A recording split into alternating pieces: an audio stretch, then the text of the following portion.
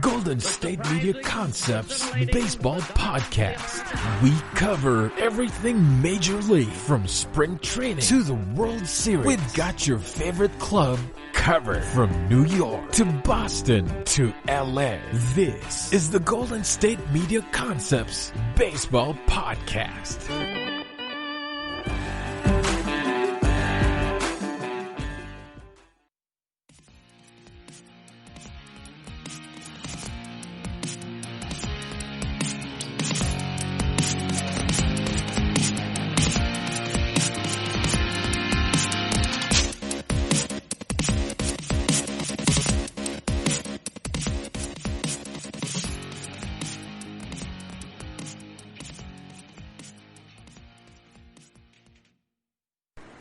Thank you for tuning in to the GSMC Baseball Podcast, brought to you by the GSMC Podcast Network. I am your host, Evan Worley. I just wanted to start off by saying happy Tuesday to everyone. I hope you had a great weekend. I know I did. Baseball's back. We actually got live baseball games on ESPN. We got, if you have the MLB Extra Innings or MLB TV app, you got to see all those games, so that was a lot of fun. Besides that, I spent the weekend getting ready to move down to Dallas, Texas.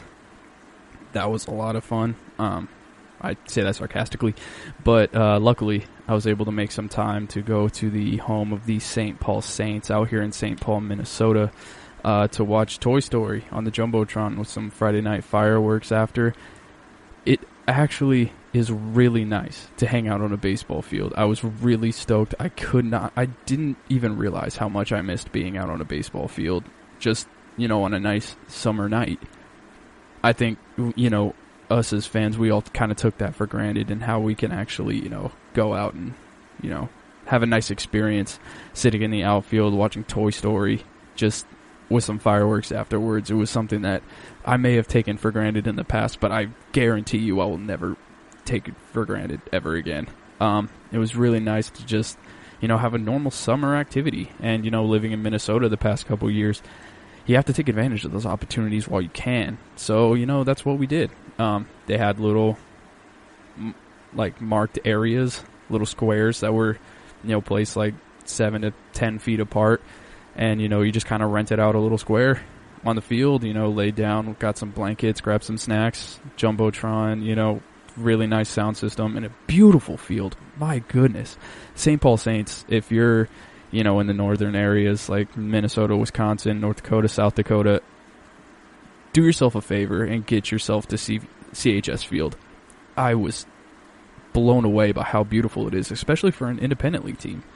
Independent league teams don't have, any money at all.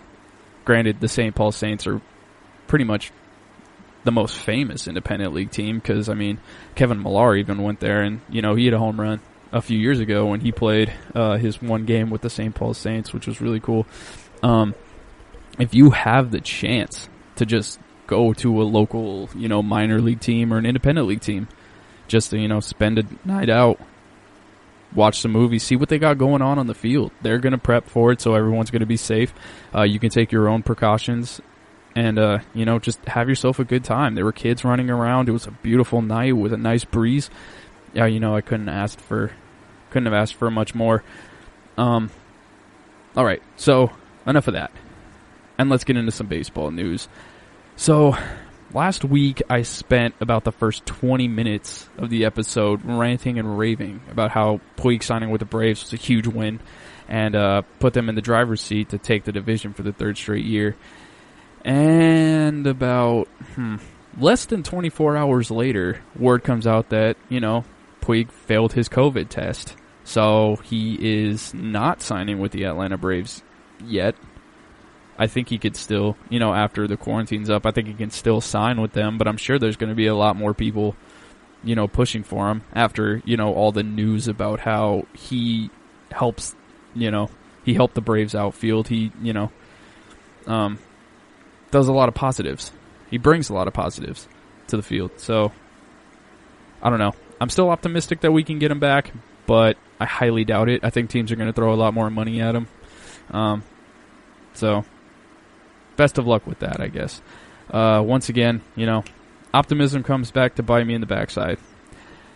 I do still think the Braves are going to win the division after, seeing the way the Mets played against the Yankees on Saturday. Like, that was something. And even on Sunday was worse. They gave up like 5 taters. And I don't know. Granted, they didn't really throw their big name pitchers or anything like that, but it was optimistic as someone whose favorite team is, one of the main competitors in the NL East and, starting the season off against them in less than a week. It brought a little optimism to my eyes, but optimism has never really worked for me in the past when it comes to sports, so I'm fully prepared to get my heart broken again, and I'm ready for it.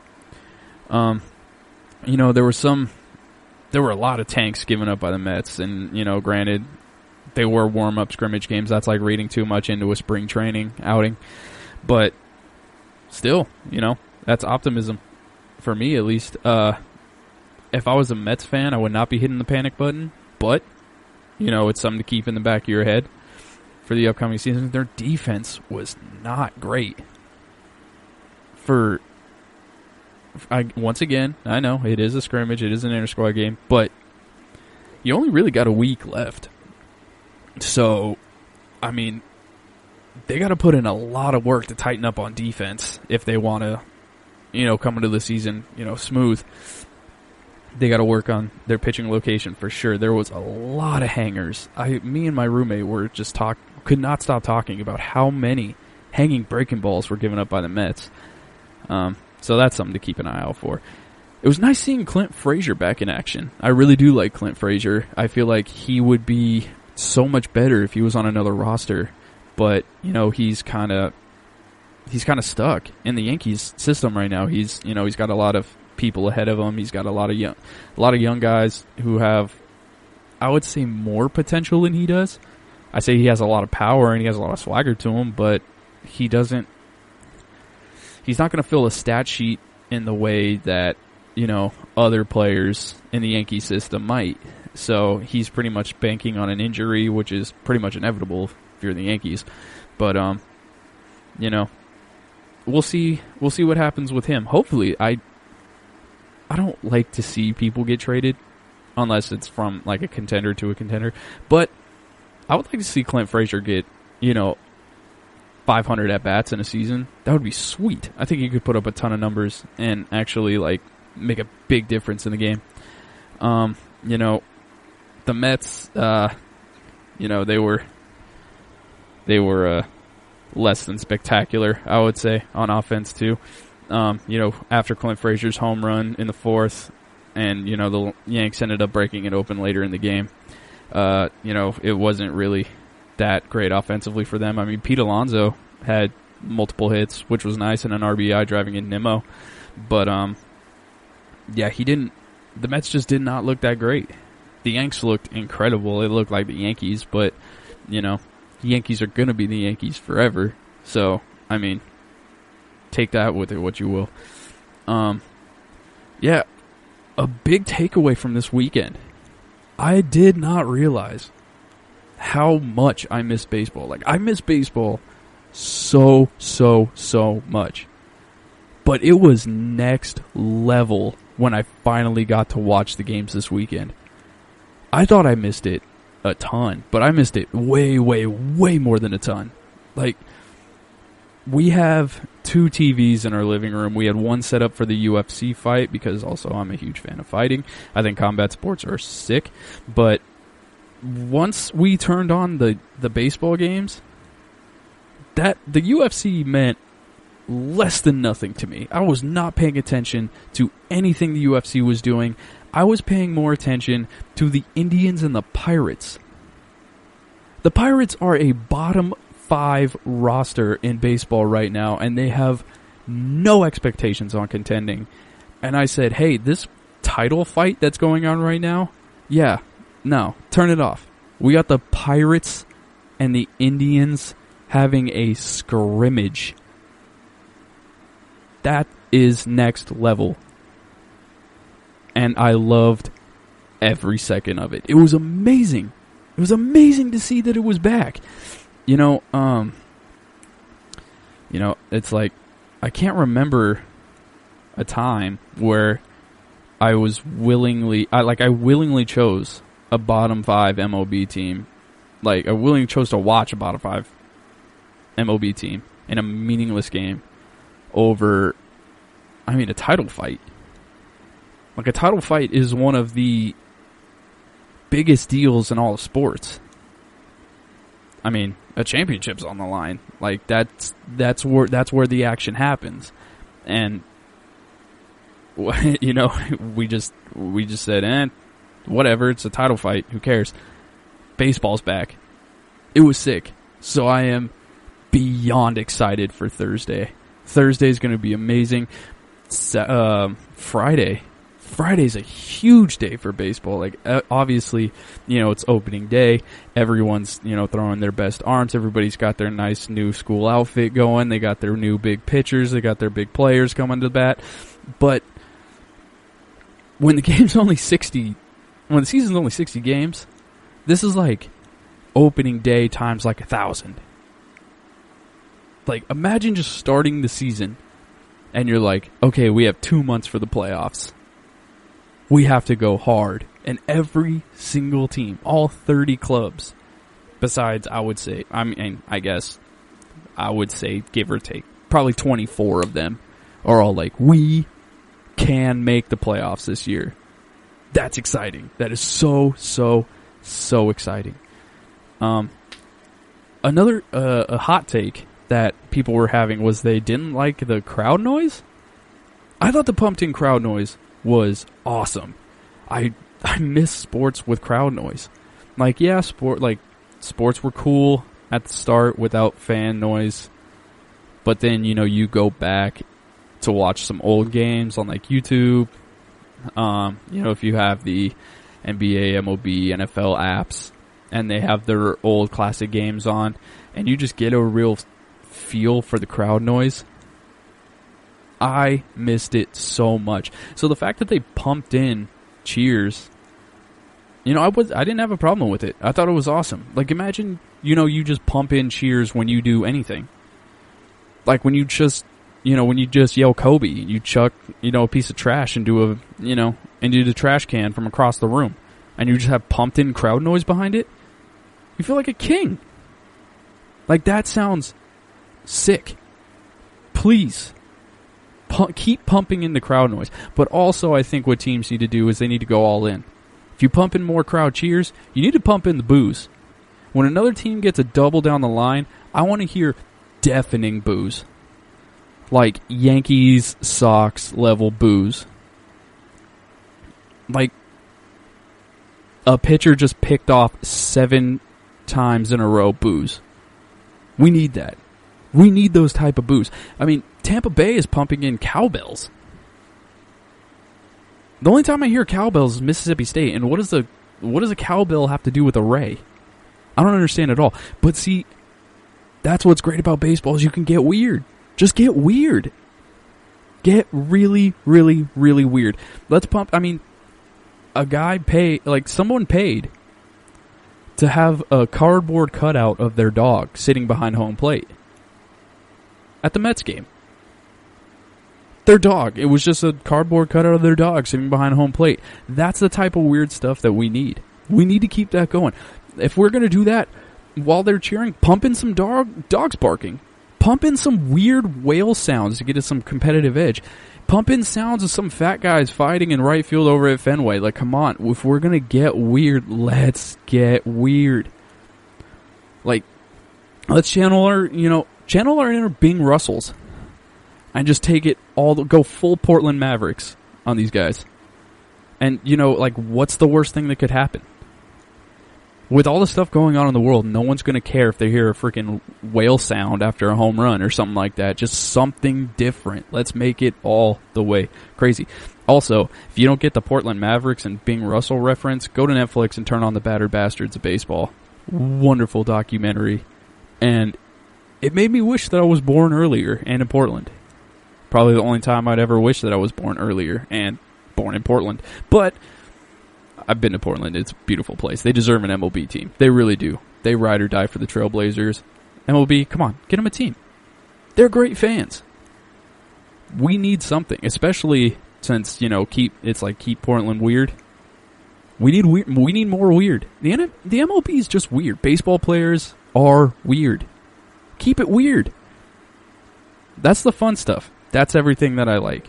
That's everything that the people like. It's what the people want. Keep baseball weird. That's what we want to hear. That's what we want to see. Alright, guys. Enough of that.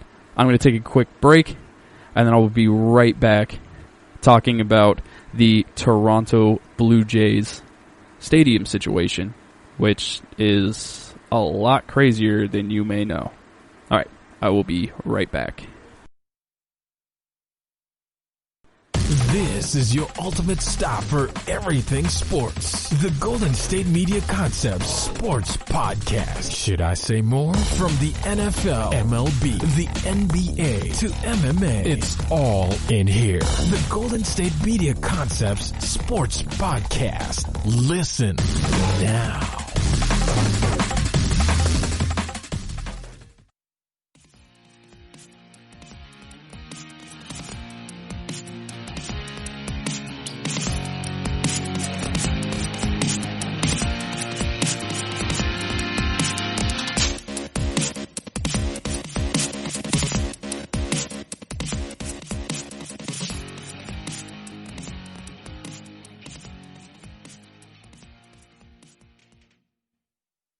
All right, everybody, and we are back. So, we just jumped into just, some general news from the MLB season so far.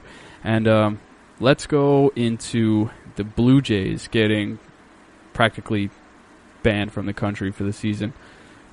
We're just a few moments away from me discussing the best opening weekend game series, I should say, which is, this is the series to get ready for. So, but like I said before, we're doing that.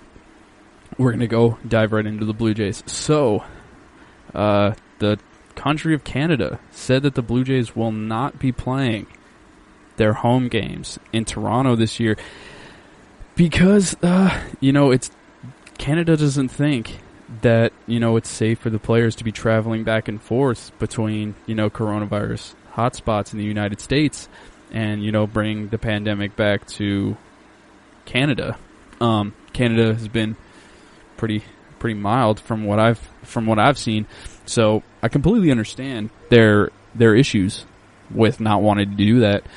Especially when, a lot of the, I would say all the players, they don't really even live in Canada. Like, all the players, when the season's over, they go back to wherever they have houses. They go back to, the South, like California, Texas, Florida, wherever they feel most comfortable.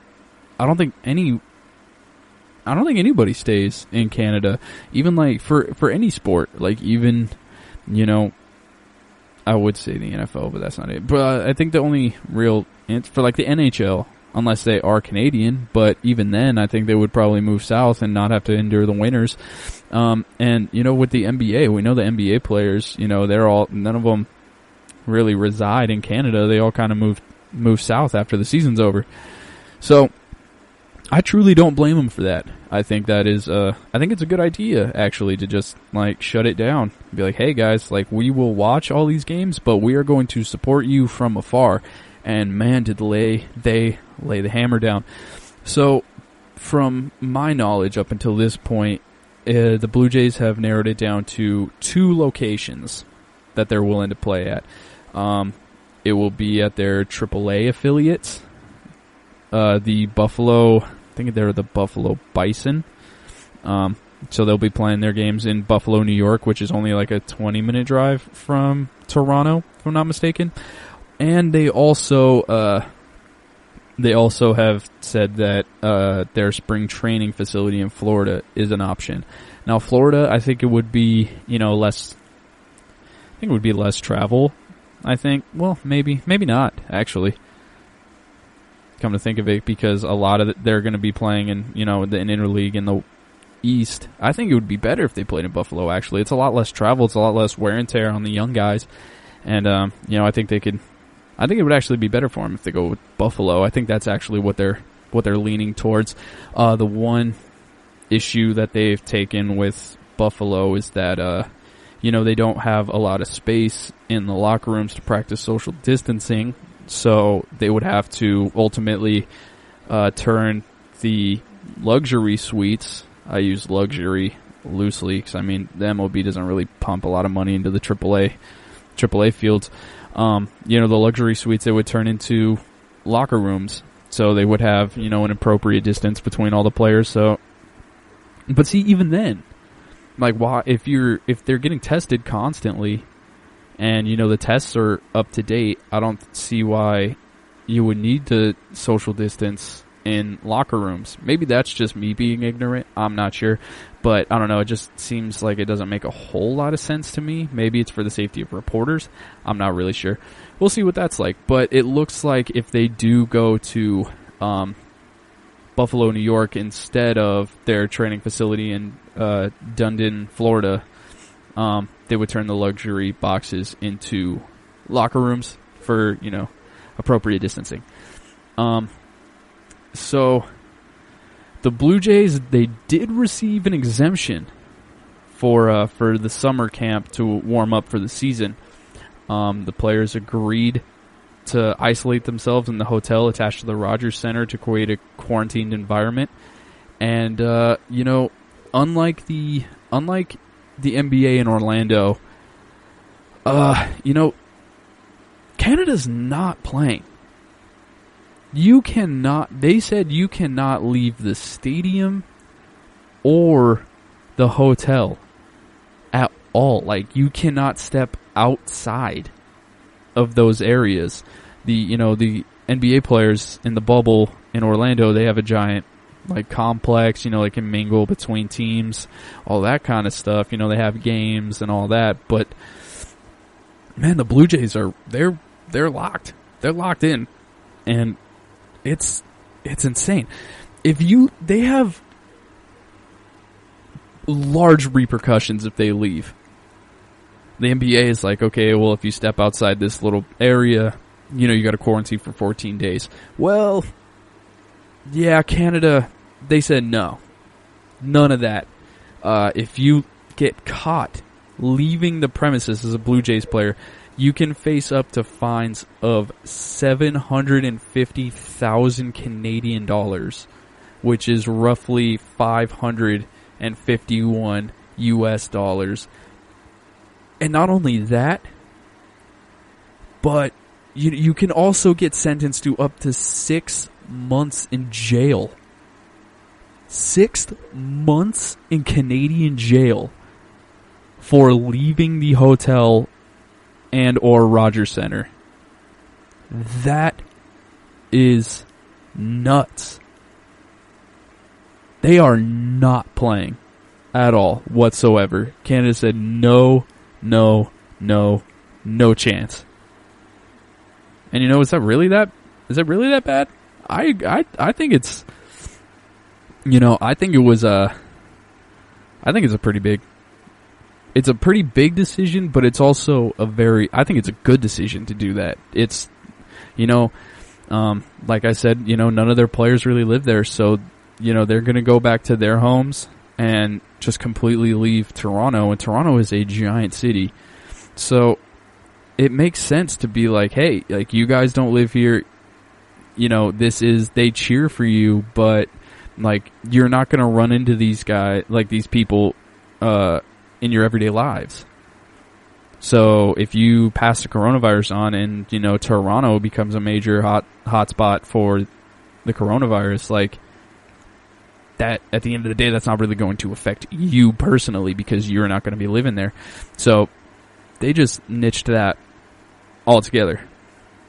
Scherzer, who plays for the Washington Nationals, obviously the World Series champions, he was quoted as saying, whatever the challenge is, wherever you got to play, wherever you got to go, just keep a smile on your face.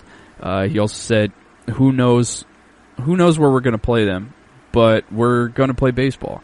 and we're going to find a way to play them, and we're going to keep the games going.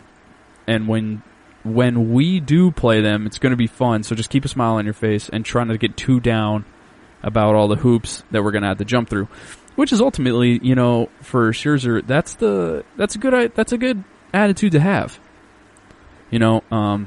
All you can really do is be optimistic. At the end of the day, we have sports back.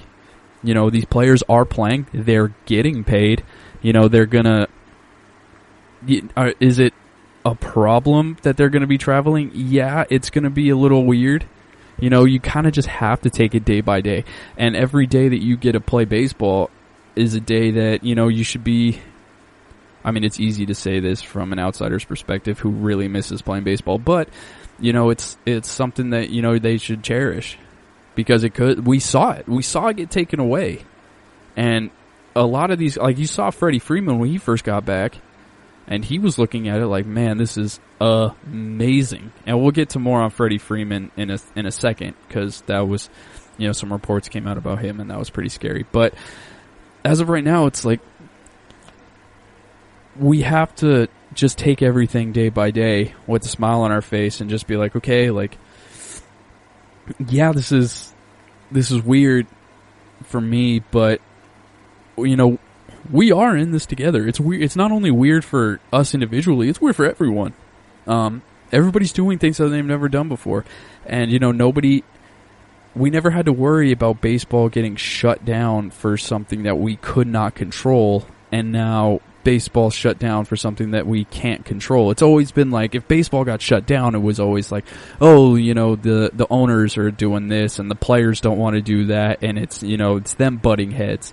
But now, not only is it them butting heads, but it's also, are they going to be safe? And it's like, so if you get to wake up in the morning, you're safe, you're healthy, and you get to go out and play baseball. Granted, there is no fans, but they pumped in some crowd noise to make it seem as. And the cardboard cutouts, the cardboard cutouts are kind of weird. But, they're putting in the effort to make it seem as normal as it can possibly be at this moment. And, we just got to be appreciative of that.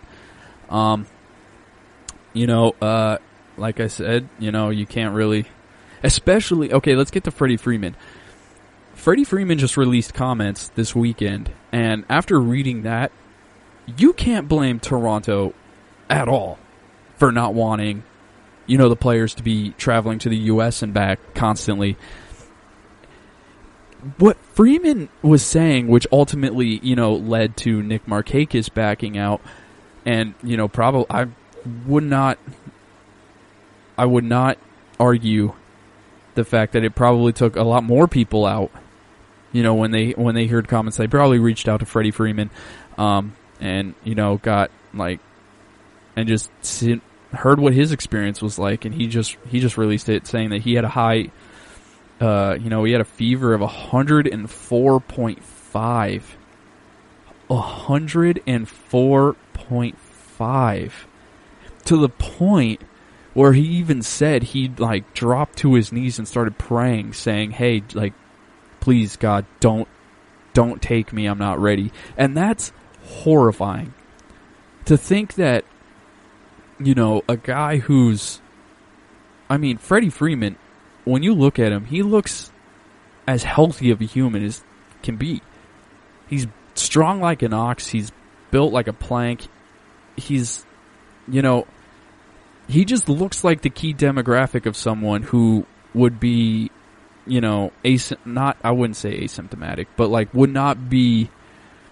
phased by this, because everyone says oh, it's not coming after the 25-year-old strong as ox athletes, but man, he's only 30, and he was praying for his life, and so he's not immunocompromised either.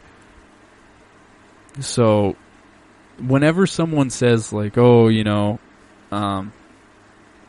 it's they don't believe that this is a thing. And another thing, bringing this, back to baseball, with Joe West, with his, this comes out after Joe West says, makes his spiel about how he thinks it's all, hopped up and, all the numbers are inflated and everything. And when you hear stuff like this, it kind of shows like, hey, Joe, like, yeah, you could be right. I mean, he could. There's a possibility that everything's, bumped up. I'm not going to say it is. I'm not going to say it isn't. But, when you hear stuff like this, it's like, hey, Joe, like, you just got to know that this is what life is now, and this could happen. So, that's why these precautions that are made to keep the players safe are so, like, not only necessary, but they're important. They're so, so, so important to do. And, it's just weird. It's just, that was terrible. And, with and going back to the whole Blue Jays not being able to play in, Toronto, since they're playing in the NL East, they're going to be going to big cities who have been open for a while. Like, I mean, New York isn't really open, but New York was a huge hotspot. Florida's a major hotspot. They're going to have to go play the Marlins and the Tampa Bay Rays and all that stuff. Those teams, and it's just on the East Coast. There's a lot of hotspots, and any precaution that needs to be taken, you can't really argue against. So that's a major decision. As of right now, I don't think that they have anything set in stone about where they're going to be playing. But we will keep our eyes peeled. I'm sure they're going to be making that decision probably by the end of the night or in the next couple days, right before their games, because they start out their season on the road. So they have about 5 to 6 more days, after the season starts, before they actually play their first home game. So they have a little extra time to decide. So that'll be something to keep our eye on in the upcoming days. And I will be taking another quick break, and I will be right back with the updated players list of who has opted out of the season. We had a couple new names release that they were not going to be participating in the season. So what I'm going to do is I'm going to go through all the teams that have had players opt out and why they opt out, and just keeping you guys updated on that moving forward. So, like I said, I will be right back. Tired of searching the vast jungle of podcasts? Now listen close and hear this out. There's a podcast network that covers just about everything that you've been searching. Hey! The Golden State Media Concepts Podcast Network is here. Nothing less than a podcast bliss with endless hours of podcast coverage. From news, sports, music, fashion, cooking, entertainment, fantasy, football, and so much more. So stop lurking around and go straight out to the Golden State Media Concepts Podcast Network. Guaranteed to fill that podcast itch. Whatever it may be. Visit us at www.gsmcpodcast.com. Follow us on Facebook and Twitter, and download us on iTunes, SoundCloud, and Google Play.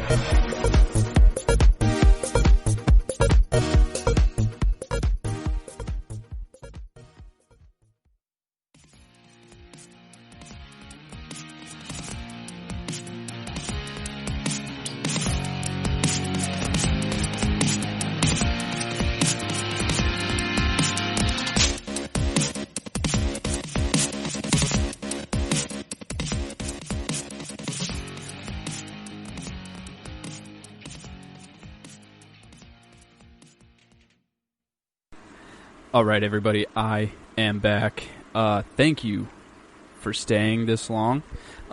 We are just about to dive in to the best opening series of the weekend. But before that, let's discuss the list of opt-outs. We had a couple more opt-out. The opt-outs have been coming, fairly frequently, but I feel like a lot of people, me included, forgot some people who opted out of the season, and I'm just going to give you an updated list and, their reasons for why they opted out, mainly because I think context matters. So, starting off, we have Mike Leake. So in Arizona. So Arizona, they didn't really specify why Mike Leake decided to opt out of the season. It could have been injury. It could have been, health reasons. Nobody really knows. They have the option to just say, hey, he opted out. No big deal. It's his decision. Don't worry about it. I respect that. You kind of have to respect that. It's like, hey, I don't want to get scrutinized for everything. So listen, guys, I'm out. Kind of a bummer for all the fans who, really wanted to see him play. But ultimately, at the end of the day, you got to respect the decision. So in Atlanta, especially in Atlanta, like you really, after hearing what Freddie Freeman said that I discussed earlier, you can't really argue with any of it. We had Felix Hernandez. Felix Hernandez was probably the first one out. He opted out almost immediately in like early April. He just specified it for health reasons. And I mean, when you're Felix Hernandez, you got all the money in the world. You have the longevity. You're a certified legend forever. So I mean, your bounce back season on a minor league deal with the Atlanta Braves isn't really at the top of your list. Granted, he came out looking amazing in spring training. I was super, super, super hyped to watch Felix Hernandez throw for the Braves this season. But, like I said earlier, optimism tends to bite me, and, it just kind of happened again. So that's kind of a bummer. And then we got Nick Markakis, who opted out, obviously, after hearing what Freddie Freeman had to say and, what he went through. We discussed that earlier, so we don't really need to go at it again. Our newest opt-out, he opted out, I think, Sunday, about midday Sunday. Colin McHugh opted out from I didn't even know where he was even at. So it was nice to see, some of these updates, some of these opt-outs, kind of refresh your memory on these guys and, where they're at. So Colin McHugh opted out due to an elbow injury. He signed with the Boston Red Sox. So he had an arm procedure in the winter and said his arm just isn't responding the way that he's hoping. Yeah, man, join the club. That's been happening to me since I was a kid. I kind of always wanted to throw, 90 miles an hour with a wipeout slider, but, my arm, wasn't responding the way that I hoped. All jokes aside, get well soon to Colin McHugh. He was a good pitcher for the Houston Astros. It would be nice to see him on a bounce back year because, you don't really know what the Astros were doing. Well, we do know what they were doing, but, that's beside the point. So with the Chicago White Sox, all we have is Michael Kopech. He said he was out due to a personal reason, so most likely, he just chose to be health conscious, I would guess. I mean, he's 26 years old. He was pretty good last year. So, and he was very promising season, or a hopeful, I should say, coming forward this season. But I guess we'll just have to wait until next season to see how he responds to all the potential. Ian Desmond was for the Colorado Rockies, was probably the loudest player to opt out. He made it abundantly clear why he was opting out. He didn't want to risk any health and possibly infect his family, which I mean everybody can get. Like, everybody gets that. That's not a huge deal. Like, he received some flack when he did it, but I don't understand why. I think it's very clear, that, anybody's decision is just their decision, and, they got to live with it. Ian Desmond, he cares. He's had a long career, and, if he cares more, and, he should care more about his family than the game. So, I don't take his, criticisms about the testing to heart or anything like that. So I'm honestly surprised the way that the Chicago Cubs have criticized the testing protocols. No one's opted out. The Cubs have kind of been pretty loud about, their reasoning for why they wouldn't want to they wouldn't want to play the season. They've had, like I discussed this in the last episode, Chris Bryant has said that, he hasn't heard back from his, from his tests for days, even over a week. And, the pitching coach for the Chicago Cubs has also voiced his displeasures with the testing system. So I'm honestly surprised that nobody has opted out for the Chicago Cubs. We'll see if that changes in the upcoming weeks. But, as of right now, Chicago, it's only the White Sox. The Dodgers, David Price. David Price opted out for the best interest of his family, which is a huge bummer because, he was in the trade of the summer, or trade of the winter, I should say. He was traded with Mookie Betts, obviously, to L.A. from Boston for Jeter Downs, Alex Verdugo, and a couple more prospects. So, the Dodgers trying to beef up their starting rotation to make a playoff push, and, David Price just chucked up the deuce and said, hey, guys, I know you expected me to throw this year and hopefully, compete for, a 3 to 4 man rotation going into the postseason, but, I'm out. I'm out. So, that's a huge blow for the Dodgers. It's a huge blow. They lost Kenley Jansen. Their bullpen kind of has some question marks. They do have the easiest schedule in baseball, so, they're going to make the playoffs. But, without David Price, without without Kenley Jansen, if he decides to sit the year out, it's not looking good. Not looking good in L.A. for the Dodgers. Domingo Germán had the weirdest way of opting out of the season this year. For the Yankees, this weekend, I think it was Friday, either Thursday or Friday, he just said he was leaving. He's like, I'm leaving baseball. Now, I think everybody's first instinct was, no way, this guy just retired? He's like, I'm good. Yeah, I had a promising season last year, hoping to make a major impact, especially since, Luis Severino probably isn't going to play this year. And he just said, I'm good. And everybody, it seemed to me like he retired from baseball, and then he came out, he released a statement.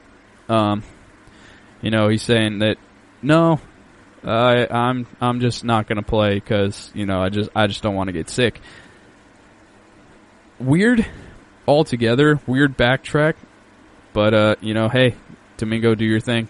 He'll hopefully he's back next season. Hopefully he decides not to quit, because he was a great pitcher last year, and you kind of want to see him throw in the future. Granted, he does pitch for the Yankees, so everybody who hates the Yankees, which is about 90% of America,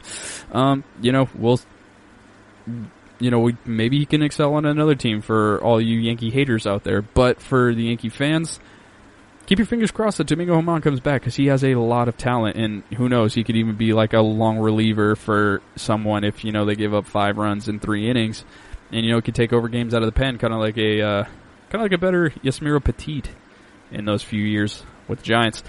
Going down to St. Louis, Jordan Hicks was weird.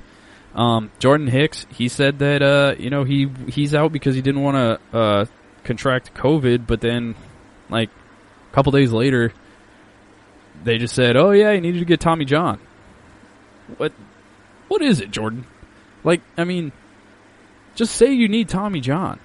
That's just normal. It's like, hey, I need to get Tommy John. I'm out for the season. You don't gotta be like, oh, hey, I don't want to get coronavirus.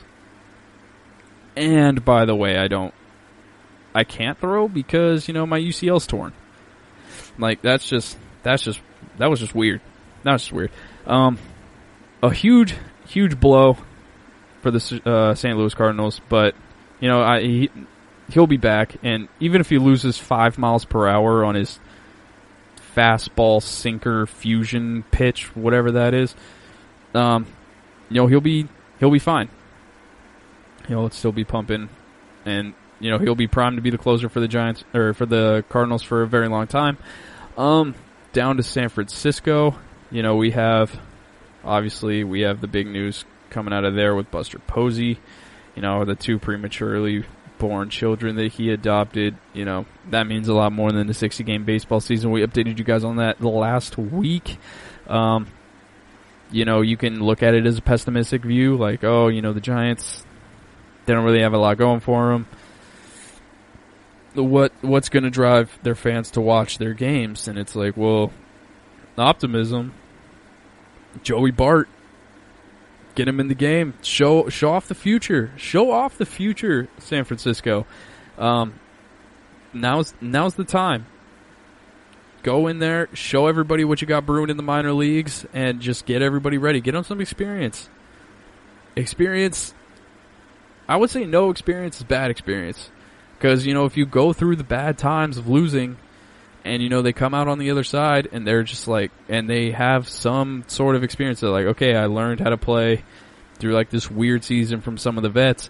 When the regular season comes back, they're going to be geared up and ready to go. None's going to be new for them. They're going to be like, all right, let's strap it up and let's get ready. So the Giants, bring up the young guys. Let's see what they can do. And lastly, we will be going on to the Washington Nationals. Joe Ross said that he's going to be sitting out the year for health reasons, and so did his brother Tyson Ross, which was alarming. I think he did this trying to control the narrative, saying that, oh nope, don't contact me because I don't want to pitch. When if you look at the stats from last season and the spring, they only follow under the category of hot garbage. Like this, I was alarmed seeing what Tyson Ross was doing last year. He ended last season with a 1-5 record with more runs allowed than strikeouts. I can't remember the last time I've seen a pitcher end a season with more runs allowed than strikeouts. Enough to have a 1-5 record. Like, that's 1-5 record as a starting pitcher, and you allow more runs than strikeouts. That's bad. And he had a 6 flat FIP last season. So it's not like the defense was terrible. He had his ERA was, I think, 6.16, and he had a 6 flat FIP. That dude's just giving up taters. That's all it is. He was just not good. Like, he stinks. And then he goes into spring training in 2020, and in 3 games he has a 7.36 ERA with the Giants. You can't tell me he's not out here trying to control the narrative, because I don't think anybody is desperate enough to call for his services, even with the rotation going down. I don't think anybody can help that guy out. I think his best years are behind him. Moving on. Still with the Washington Nationals, Ryan Zimmerman opted out a while back. He just has a newborn kid, less than a few months old. Like, take care of the youngins. And then, lastly, still on the Washington Nationals, Wellington Castillo. He said he's out because he has some young kids and doesn't want to, doesn't feel comfortable playing and putting the young ones in jeopardy. So, a lot of it, we saw a few weird ones. We've seen a few injuries coming along. And we've seen a lot of, hey, I just don't want to play because of family. All respectable, all I can get. Tyson Ross probably was the weirdest one out of all of them. But that list, I see that list is, going to grow over the next week and a half, maybe 2 weeks. Once the season starts and they see the protocols and how they're actually going to handle this, I don't know if a lot of people are going to stay. Mike Trout's even on the fence. So we should keep our eyes peeled, if they have a rocky start to the season. Another thing is, I wonder if baseball players are going to pull college football players in a way. Like, they play the first ever since, college football made the rule where, you can play up to 4 games before you can decide to redshirt. Maybe they'll play a few series, and if they, they're off to a rocky start and they just don't want to risk it, who knows? If the Angels go, sub 500 through the first 10, 15 games, who knows if Mike Trout just goes, all right, dude, I ain't dealing with this. And they just leave. Like, he just leaves. That's something that I'm pretty interested in. I feel like a lot of players on the bad teams are just going to be like, I'm not risking my health for this. I'll just pick it. I'll just work out take care of myself, take care of my family, and be ready to gear it up and strap it on for next season. So, hey, that's something that we could be paying attention to, and I feel like that's going to play a major role this season. Alrighty, so I will be taking right now I will be taking my last break of the episode, and I will be back with the best opening weekend series games. Don't go anywhere. I will be right back. Want to know the latest in soccer? Then listen to the Golden State Media Concepts Soccer Podcast. From MLS, the World Cup, and the Premier League, we've got you covered. The latest updates, the hottest matches, and news on the league's top players. It's the Golden State Media Concepts Soccer Podcast. David Beckham scores the goal to take England all the way to the World Cup finals. Listen now.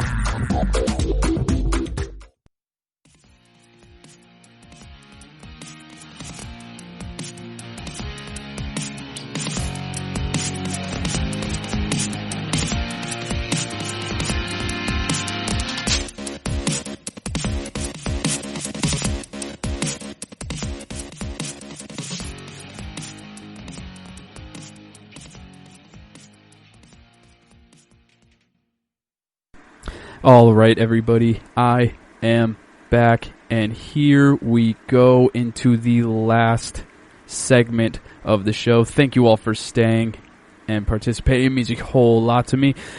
So now we are going to dive in and break down the best opening weekend series. Now, everybody, I know if you're listening to this, you are exactly as excited as tongue twister, as I am for these games.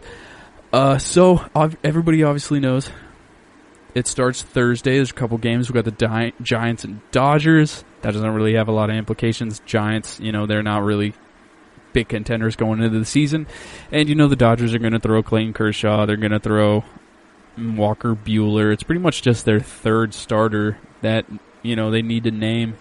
So I don't really think that that's going to be a great series. But starting the season off, we are going to touch on the biggest series, the Yankees and the Nationals. So, the Yankees, as we've covered the past few episodes, actually, Yankees are starting the season out on a hot streak, on the hot seat. Sorry, they're starting off against the defending World Series champions. Now, the World Series champions haven't repeated since the Yankees from 98, 99, or 99, 2000. The last team that actually went back-to-back actually three-peated, which was the Yankees. But teams have made back-to-back World Series. The Phillies did it, the Dodgers did it, the Rangers did it, the Royals did it. So the big question opening up the season is, do the Nationals have what it takes to get themselves back into the World Series? With Joe Ross not playing, Ryan Zimmerman not playing, Rendon leaving, I don't know. I don't know if they got it, but this is the series that will show us if they really have what it takes. They're coming out firing with Garrett Cole versus Max Scherzer to start the season. So it could be a big pitcher's duel. We'll see how that goes. So like the Yanks, they have one of the toughest schedules through August, and they have a desperate need to for a hot start, because the Rays have a pretty easy start to the season. Boston isn't really going through a lot of troubles. Even though I don't really believe in Boston's pitching. I've gone over that before, but the Yankees, if they start off slow, they could be in a slugfest for second place in the AL East. That'll probably get them into the playoffs. But the AL Central, with their division being so light, who knows? 2 AL Central teams could nab the wild card. So that's something that we really need to pay attention to. The Nationals on Saturday, they haven't named their second starter. it could. I mean, my guess is Steven Strasburg, unless there's something that going on with him that I haven't read about. But, it would be him versus the Yankees have named James Paxton, so that's going to be another jam-packed pitcher's duel. I'd love to watch that. I think this is going to be right. I would say this is 1A on must-watch series of the weekend. I feel like this is going to go back and forth. It's going to be a heavyweight slugfest, and we'll see. We'll see if the Nats have it. Let's see if the Nats have it. Definitely something that we need to keep in our eyes pointed towards. The next one, 1B. I think this is going to be the most exciting. Like, if you're into pitchers duels, you're going to want Yankees Nats. If you are into high octane slugfests, you want homers, you want lasers, you're going to want to tune into the Twins versus the White Sox. The Sox have been on a tear in their inter-squad games. I don't know if this is just the videos that they've been showing, but everything that I've seen, there has been nothing but taters. Luis Robert looks like he is every bit worth the hype. I've been hyped on him for years now, and I'm so excited. I can't stress how excited I am to watch him play in the regular season. This is the two most exciting clubs in the division going off to start the season, and this is big for the whole division, because in the race for the AL Central, if the White Sox come out and just hit the Twins with just a Mike Tyson right, who's to say that any team in the Central is going to stop them? They could run, like, if they just demoralize the Twins this weekend. I don't think that they will. I think the Twins lineup is amazing. Their pitching staff's shaky, but who knows? They could run away with the division. I think that is possible. So it's going to be really crucial to see how this series goes. Opening night on Friday, it is Jose Barrios versus Lucas Giolito. Now, the reason why I say this is going to be a major slugfest is, even with Jose Barrios, last season, he had just the weirdest games. He would be lights out through the first, 5-6 innings, and for some reason, Rocco Baldelli would just leave him in. And he would leave him in one inning too long. That last inning would come along, and Jose Barrios would give up about a couple taters, just liners. If Rocco Baldelli goes, okay, I'm going to give this guy like a 90 to 100 pitch max, and, whenever that comes, I'm taking him out, whether it's the fourth inning, which is incredibly possible because he loves to put himself into jams with walks. It's something that you're going to be looking forward to. There's going to be a lot of offense going on this season. And then we have Lucas Giolito, who is also, a candidate for the preseason, Cy Young Awards. He's something that you should watch out for in the Cy Young Award race. Definitely great up-and-coming pitcher. It's going to be, this is going to be a slugfest. Big slugfest. And I think whoever, takes this series, I think they're going to have major momentum and could possibly take the AL Central. Moving on to the NL Central, we got the Brewers versus the Cubs. This is major implications for the NL Central as well. The NL Central is packed. We have 4 teams that are going to be contending, I feel at least. You got the Chicago Cubs, you got the Milwaukee Brewers, you got the Cardinals, and you got the Reds.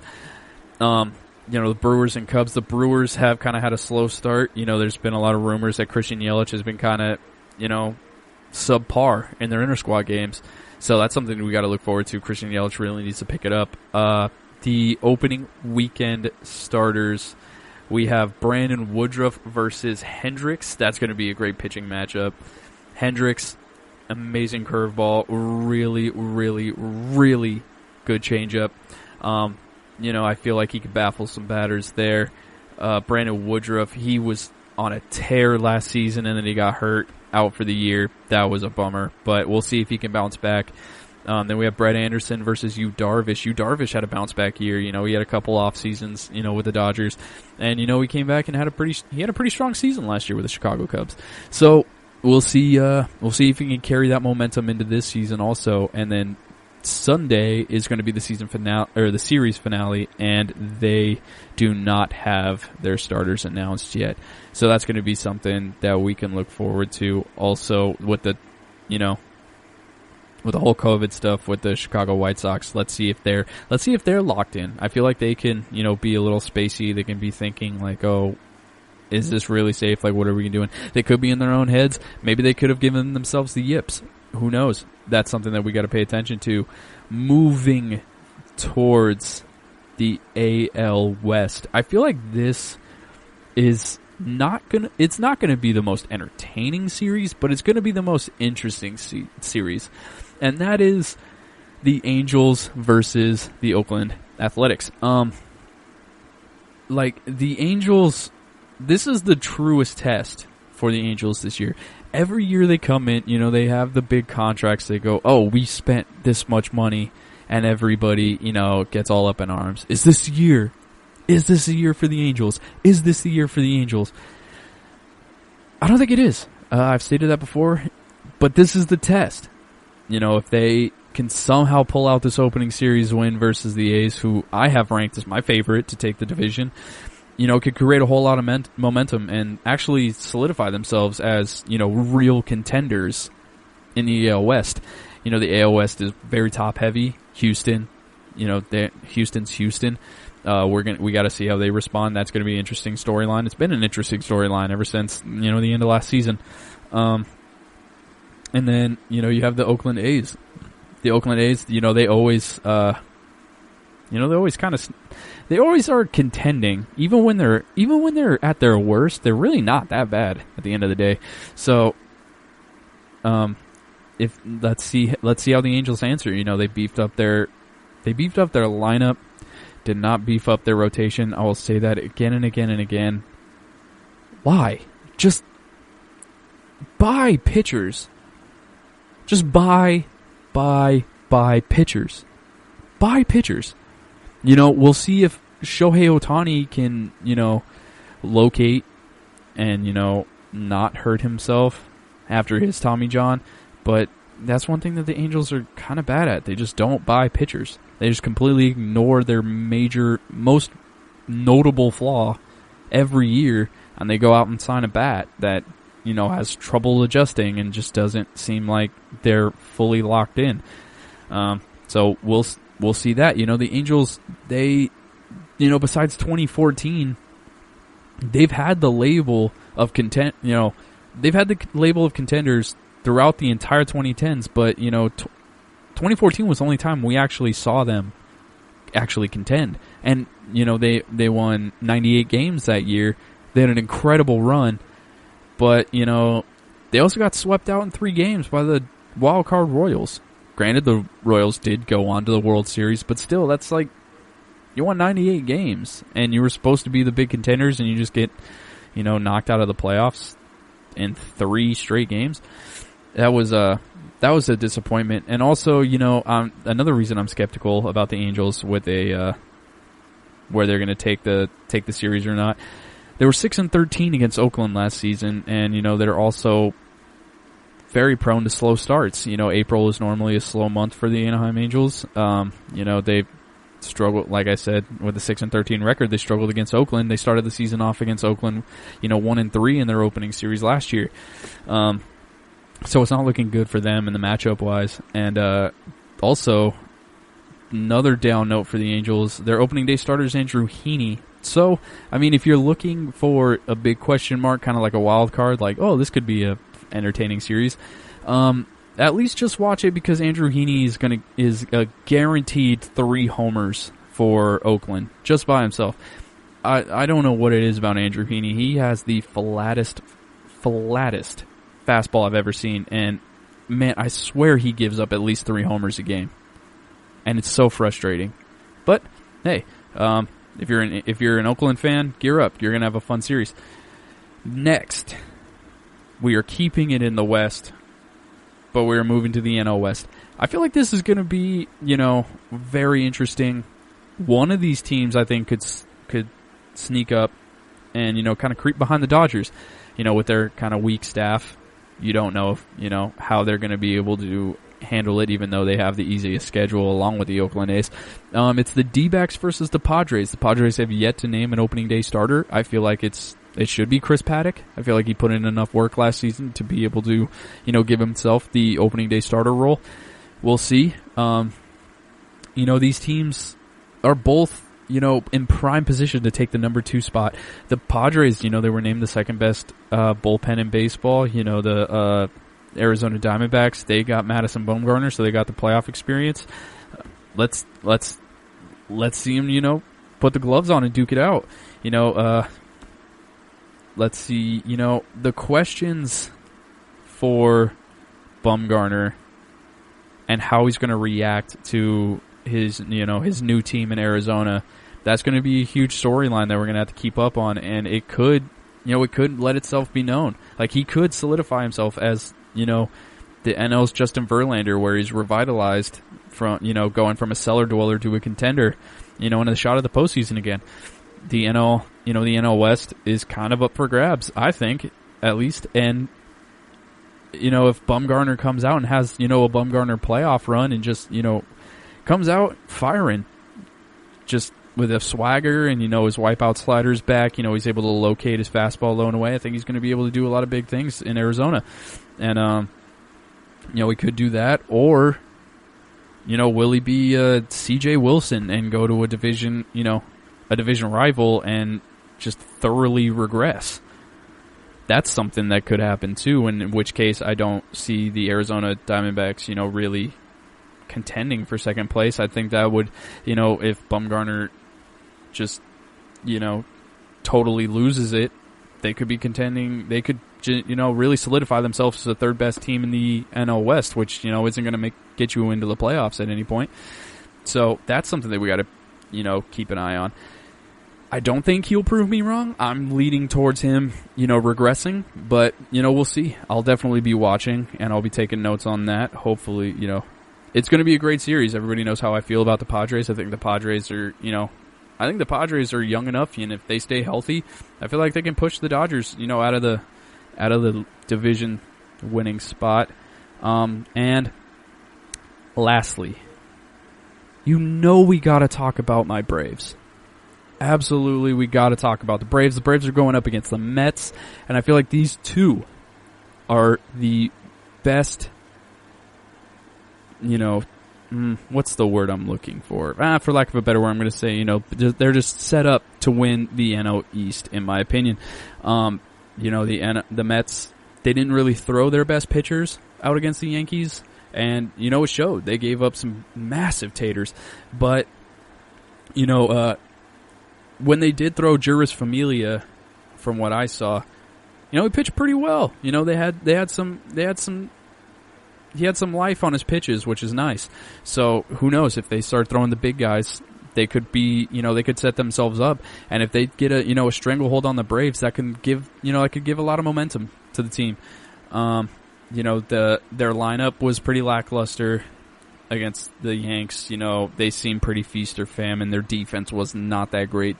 But they can make some adjustments. The Braves, their starting rotation has a lot of question marks. It's basically, big rotation versus big lineup, and small lineup versus small rotation. So let's see how this goes. It's going to be a huge series, and it's going to be pretty entertaining, I feel. And what's lucky for us is they're playing early enough to where, on Friday you can watch that and still be ready. They're playing, I think, at 4:10 Eastern time on Friday, and then we got, the Twins White Sox at 8.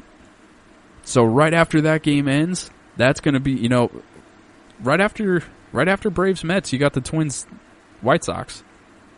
Seems like a great day for baseball to me.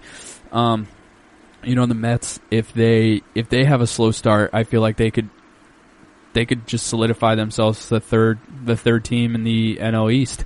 I still think they're going to be better than the Phillies. I think the Phillies are going to land in the 4th spot, unless Joe Girardi just comes out and just does his thing, and really just brings that team back to life. I don't feel like they're going to be that great. And then the Braves, what's crucial about the Braves is I feel like they need to take an old school gritty approach. You know, they got the youth.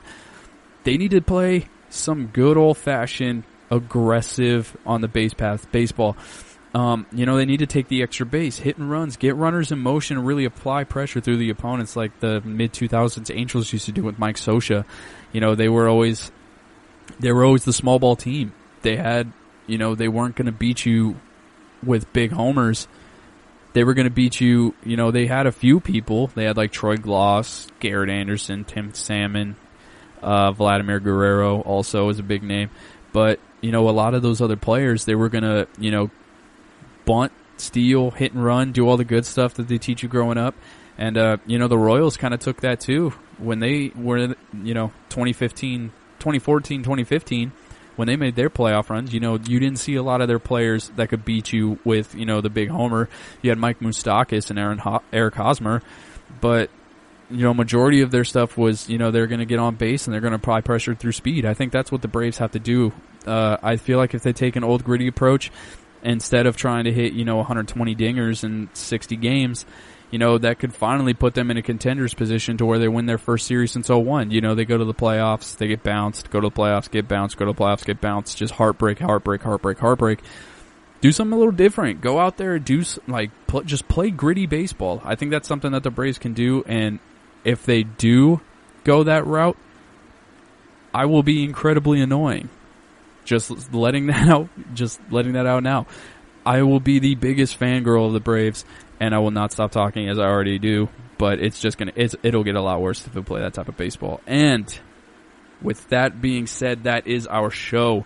I will be back on Friday, you know, with our Baseball is Officially Back episode. I would love if you guys could follow me on Instagram at EvanWorley23. For all you tap baseball heads out there, play me if you're bored. I will take all challengers. The nickname is EvanWorley23 as well. Enjoy your week. Enjoy your families. Enjoy baseball. And lastly, I would like to thank you for listening to the GSMC Baseball Podcast brought to you by the GSMC Podcast Network. I'd like to please remind you to subscribe and write a review. That would be amazing. It's a lot of help towards us. If you could follow us on social media, Facebook, Twitter, and Instagram. Thank you all. Enjoy your week. I will be back to see you on Friday. You've been listening to the Golden State Media Concepts Baseball Podcast, part of the Golden State Media Concepts Podcast Network. You can find this show and others like it at www.gsmcpodcast.com. Download our podcast on iTunes, Stitcher, SoundCloud, and Google Play. Just type in GSMC to find all the shows from the Golden State Media Concepts Podcast Network, from movies to music, from sports to entertainment, and even weird news. You can also follow us on Twitter and on Facebook. Thank you, and we hope you have enjoyed today's program.